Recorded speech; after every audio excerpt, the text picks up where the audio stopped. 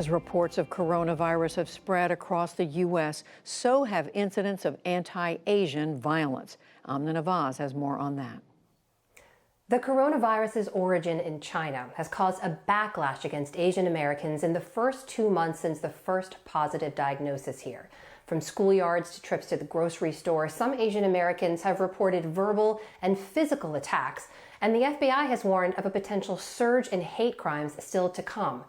Beverly Leong told the NewsHour about her trip on the New York City subway. He yelled at me on the train and said, "You people brought this virus here," before going to another part of the train car.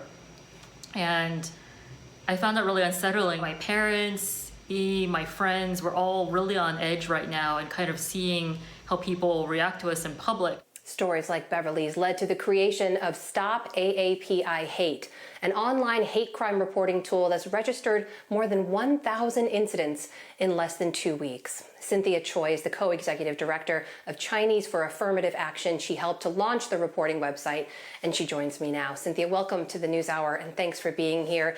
What specifically are people telling you? Included in some of the reports on your site, people will talk about being spat upon, about having things thrown at them. I always like to mention when we talk about race in America, we have to remember Asian Americans are the most diverse racial group, right? So you're talking about dozens and dozens of different kinds of identities and ethnicities all under this one umbrella group. And one of the most fascinating things about your report I found was that 61% of all reports were from non-Chinese people. Did that surprise you? Yes and no. I mean, obviously, the target has been Chinese, and the assumption that those who are being victimized are of Chinese descent.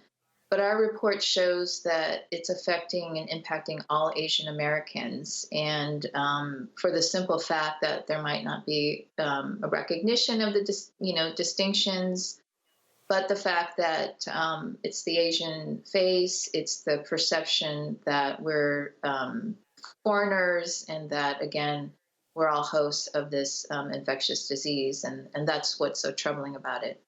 You know, Cynthia, I've talked to some leaders earlier in the month in the Chinese American community in San Francisco, and I remember them telling me that they didn't want to report any of these kinds of discriminatory or racist attacks because they didn't want to rock the boat. I wonder if you're worried that these numbers you're seeing right now are actually lower than what's really happening on the ground. Absolutely. This is just the tip of the iceberg in terms of what's actually happening on a daily basis.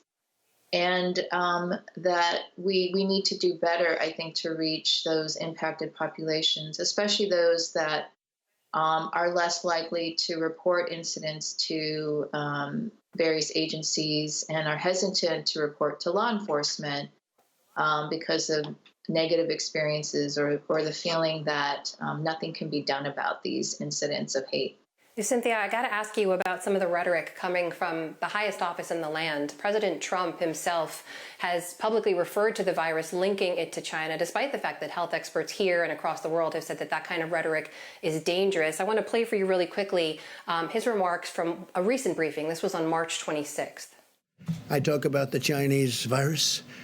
And I mean it. That's where it came from. You know, if you look at Ebola, if you look at all Lyme, right, Lyme, Connecticut, you look at all these different horrible diseases, they seem to come with the name, with the location. And this was the Chinese virus. But I don't have to say it if they feel so strongly about it. We'll see. Cynthia, when you see the reports people are submitting to your online reporting tool, is there a way to link that kind of rhetoric to what people are experiencing? Well, we think that his insistence in the past of using or referencing the Chinese virus, or other administration officials referring to it as the Wuhan virus, certainly exacerbates the situation. And we know from our firsthand accounts on this tracker that we have individuals who are mimicking the president's words, parroting them, I should say, and that there are also individuals who reported their interactions of defending the president's words. Cynthia, I should mention, just this afternoon, the former presidential candidate Andrew Yang published an op-ed talking about the fact that despite the fact that 70% of America's doctors are of Asian descent or on the front lines of fighting this right now, people are scared and they need someone to blame. That fear is not going away anytime soon. We know the pandemic will be something we're dealing with for a while. I'm wondering if you're worried about the long-term effects of this, how you think this kind of fear and the blame that people feel they need to assign will play out over the months and the years ahead. That's a really great question. One thing that I do want to point out is that throughout U.S. history, whenever there is a public health crisis or in wartime, different groups can be scapegoated and blamed. And certainly that's been the experience of Asian Americans, Muslims, African Americans, the Latinx community have also been subjected to that. And we do believe that long after we can resume normalcy and we beat this virus, we are very, very concerned in the Asian American community that this will have a lasting impact.